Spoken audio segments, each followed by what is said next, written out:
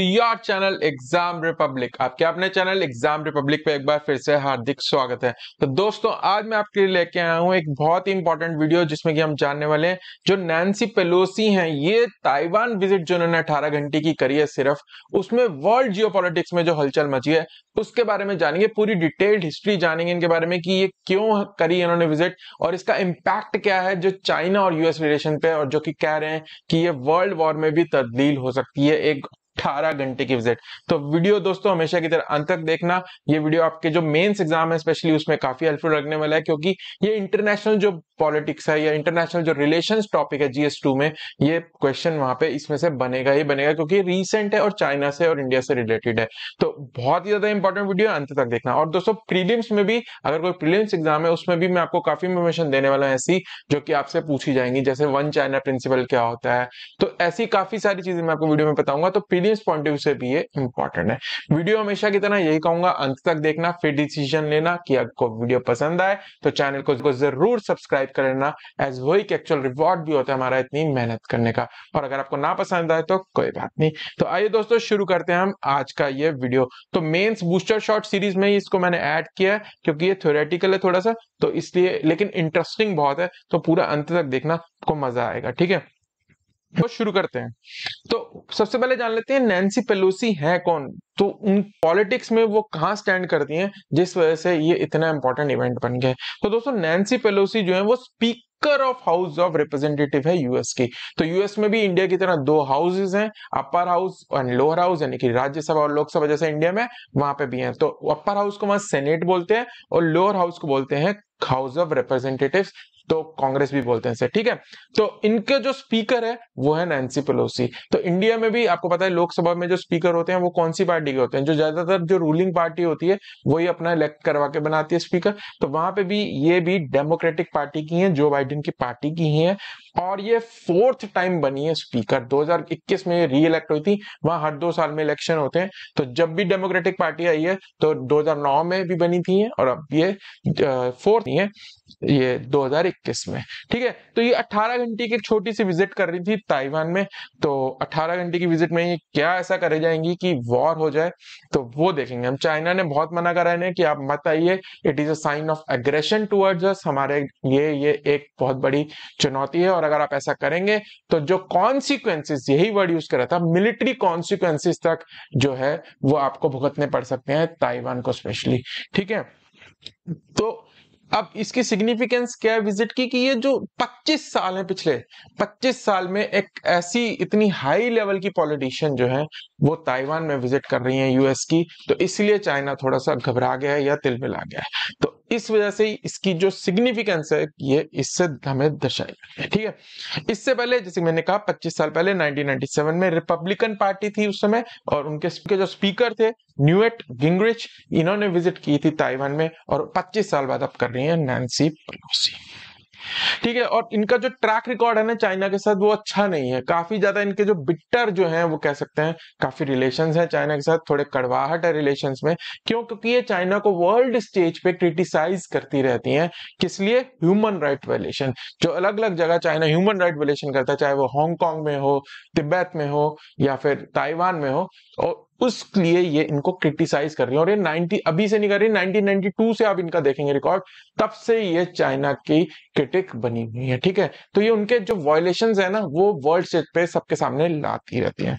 तो जैसे मैंने कहा, तिब्बत इशू भी इन्होंने उठाया था। ठीक है, तो प्रीवियस रिकॉर्ड भी आप इनका देंगे तो कुछ खास नहीं है अगर आप देखेंगे। ठीक है, अब आ जाते हैं सबसे इंपॉर्टेंट टॉपिक जो कि आज हम डिस्कस करने वाले हैं, वन चाइना पॉलिसी, एक चीन नीति। ठीक है, तो मैं आपको ब्रीफ में बताता हूं ये है क्या।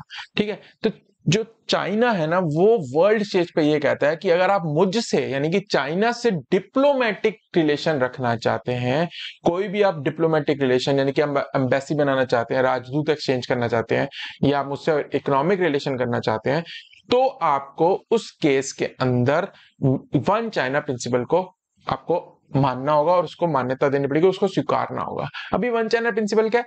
चाइना कहता है कि जो ताइवान है वो चाइना का ही पार्ट है, उसका एक ब्रेक वो प्रोविंस है जिसको वो कभी भी अपने अंदर मर्ज कर सकता है, चाहे वो मिलिट्री एक्शन से ही क्यों ना करे।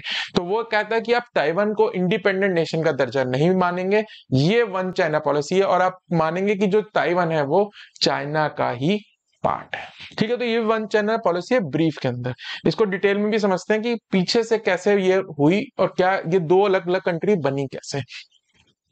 तो 1970 से, जैसे कि मैंने कहा, वन चाइना पॉलिसी फॉलो करता है, और जो ताइवान है उसको वो अपना पार्ट मानता है। और चाइना का जो पूरा नाम आपको पता ही क्या है, people's republic of China, PRC. तो ये पीआरसी का पार्ट है ताइवान। ये अगर आप मानते हैं तो ही हम आपसे डिप्लोमेटिक रिलेशन रखेंगे। ठीक है, लेकिन वो खुद जो है वो ताइवान से इकोनॉमिक टाइज भी रखता है, और उसको स्ट्रेटेजिक एम्बिग्यूटी नाम दिया है। अनऑफिशियल टाइज ये ताइवान से रखता है खुद। ठीक है, और ताइवान क्या है, वो अपने आप को इंडिपेंडेंट नेशन मानता है, और वो ये भी कहता है जो चाइना है वो उसी का पार्ट है। यानी कि जो ताइवान और चाइना ना वो एक ही है चाइना, बट उसका रूलर कौन है? पीआरसी कहती है कि कम्युनिस्ट पार्टी है, और ताइवान कहता है हम हैं उसके रूलर। तो ठीक है, मेनलैंड चाइना और ताइवान दोनों एक हैं, दोनों पार्टीज ये मानती हैं, लेकिन उसका रूलर कौन है ये नहीं पता। दोनों अपने आप को उसका जो पॉलिटिकल रूलर है वो मानते हैं। ठीक है, अब बैकग्राउंड देख लेते हैं ऐसा हुआ कैसे। ठीक है, तो जैसे कि आपको मैंने पिक्चर में मैप में दिखाया, बहुत पास है ये, साउथ चाइना के पास, साउथ चाइना सी में है ये। तो वहां पे ये 160 किलोमीटर है चाइना के कोस्ट से, और इसको पहले आप फोर्मोसा के नाम से भी जानते थे। ताइवान का जो आइलैंड है, बहुत बड़ा आइलैंड है अगर देखा जाए ज्योग्राफिकली, हांगकांग और मकाऊ के हिसाब से देखा जाए, जो कि ऑटोनोमस रीजन है चाइना के, उससे तो ये बहुत ही ज्यादा बड़ा एक आइलैंड है। 2.5 करोड़ अप्रोक्सीमेटली लोग रहते हैं, 2.3 करोड़ अप्रोक्सीमेटली यहाँ पे लोग रहते हैं। ठीक है, तो अब इसकी कहानी देखते हैं वर्ल्ड वॉर 2 के बाद। तो उससे पहले क्या था, वर्ल्ड वॉर 2 से पहले जापान जो था वो ताइवान को रूल करता था। जो ताइवान का आइलैंड था फोर्मोसा, उस पे जो रूल था वो था जापानीज का 1895 से। वर्ल्ड वॉर 2 में क्या हुआ, जापान हार गया, और ये जो आइलैंड था इसका कंट्रोल चला गया चाइना के पास। ठीक है, तो चाइना जो ऑफिशियली इसका रूलर बन गया वर्ल्ड वॉर 2 के बाद। ठीक है, अब उसके बाद क्या हुआ, 1949 के राउंड या 48 के राउंड, वहां पे एक वॉर, सिविल वॉर हुई दो पार्टीज के बीच में। तो एक तो थी कम्युनिस्ट पार्टी, मेओ जेडोंग, आपने देखा नाम सुना होगा, ऊपर ये पिक्चर में आप देख भी रहे हैं। तो ये थे, ये विक्टर रहे, यानी कि विनिंग पार्टी की तरफ रहे।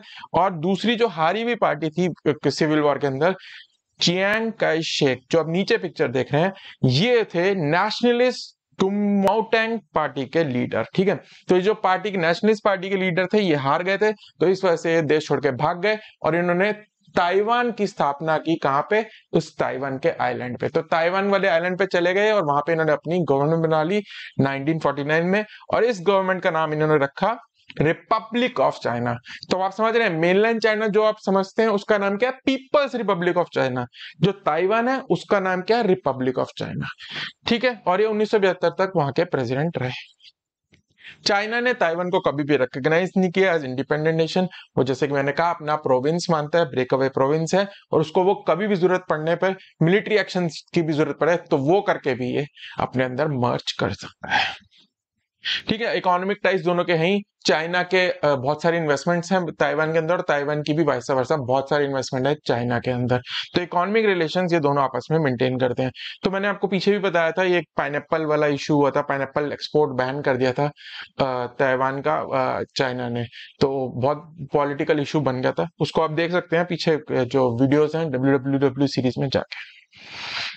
अब करंट इशू क्या है, ठीक है, तो पेलोसी जी आई, तो उससे क्या फर्क पड़ गया 18 घंटे में, जो वर्ल्ड वॉर के करीब आ गया ऐसा कह रहे हैं। ठीक है, तो इसमें क्या है, चाइना कहता है कि ये जो एक्शन है it is like a threat to our sovereignty and territorial integrity.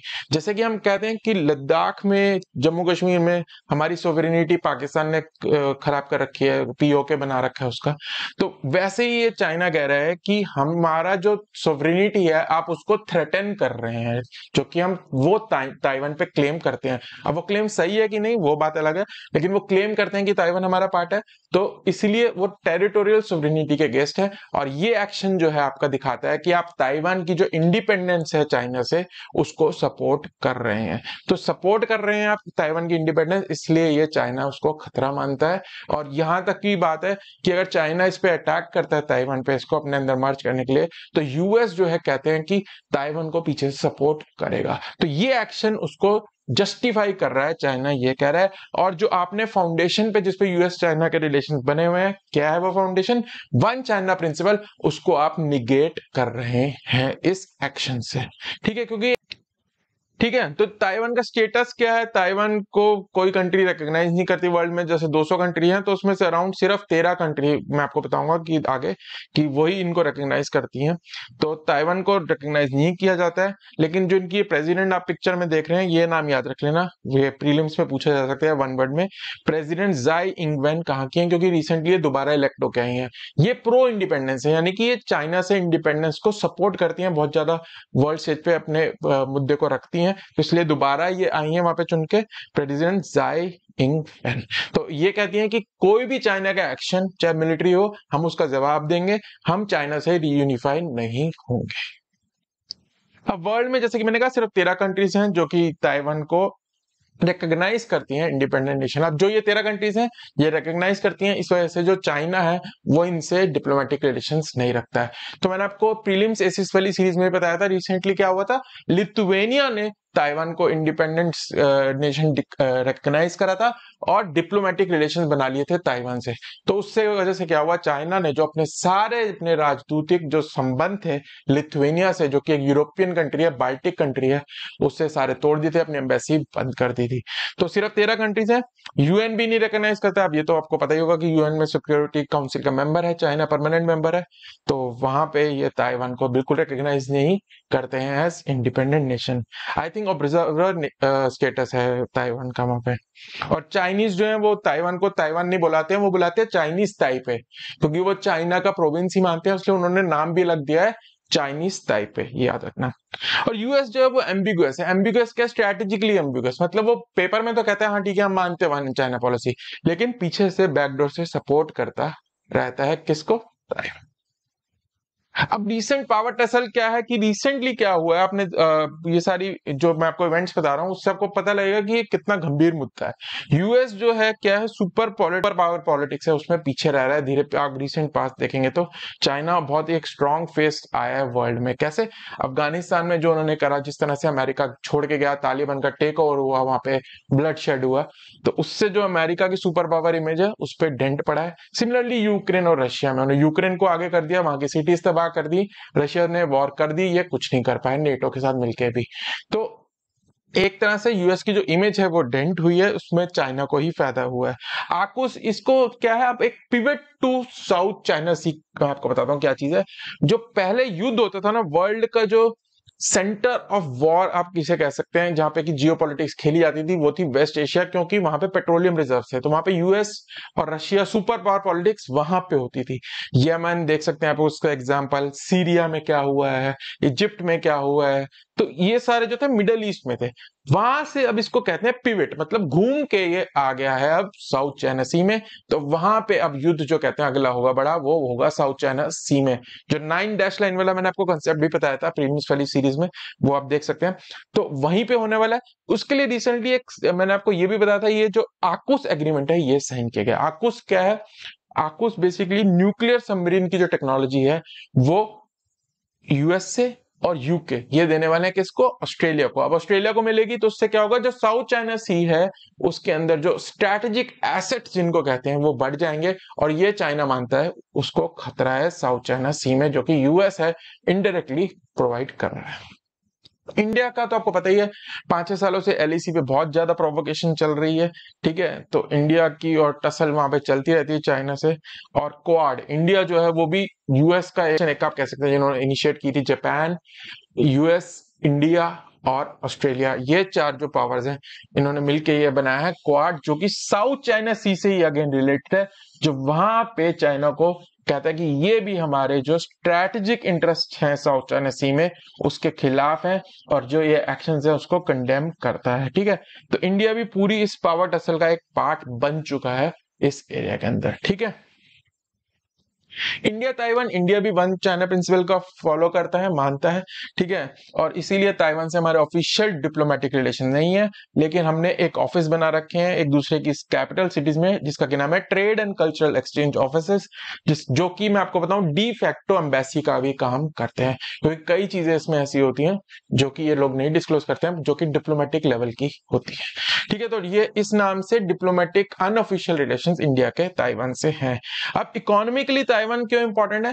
US कहता है कि कल को सपोज करो वॉर होगी यूएस चाइना की, चाइना ने अगर वर्ल्ड की सेमीकंडक्टर चिप्स की प्रोडक्शन काट दी तो हमें सेमीकंडक्टर चिप्स नहीं मिलेंगी। आप लैपटॉप्स, जो कंप्यूटर्स हैं, टीवीज हैं, स्मार्टफोन्स हैं, जो कि आपकी 5G टेक्नोलॉजी आप कहते हैं कि वर्ल्ड चल रही है, वो अगर चिप्स नहीं मिलेंगी तो वो जो यूएस है उसको बहुत नुकसान होगा। इसीलिए ताइवान एक बहुत ज्यादा इंपॉर्टेंट स्ट्रेटेजिक एक पार्टनर बन जाता है यूएस का वर्ल्ड पॉलिटिक्स के अंदर, क्योंकि जो ताइवान है वो भी सेमीकंडक्टर चिप्स बनाता है, और वो भी बहुत ही सुपीरियर क्वालिटी की, जो कि चाइना की क्वालिटी से भी ऊपर है। तो एक बहुत ज्यादा इकोनॉमिकली भी ताइवान एक इंपॉर्टेंट मेंबर है, ठीक है। तो दोस्तों ये था हमारा आज का वीडियो, जिसमें मैंने एक्सप्लेन करने की कोशिश की थी जो पेलोसी जी की विजिट हुई है 18 घंटे की, जो कि वर्ल्ड जियोपॉलिटिक्स में एक बहुत ज्यादा टर्बुलेंस पैदा कर सकती है। आशा करता हूँ वीडियो यहाँ तक आपने देखा ही है तो डेफिनेटली पसंद भी होगा, और यदि पसंद आया तो अब चैनल को सब्सक्राइब कर लेना, एज वो एक एक्चुअल रिवॉर्ड भी है हमारा इतनी मेहनत करने का। तो दोस्तों मिलते हैं अगले वीडियो में, तब तक के लिए bye bye and happy learning.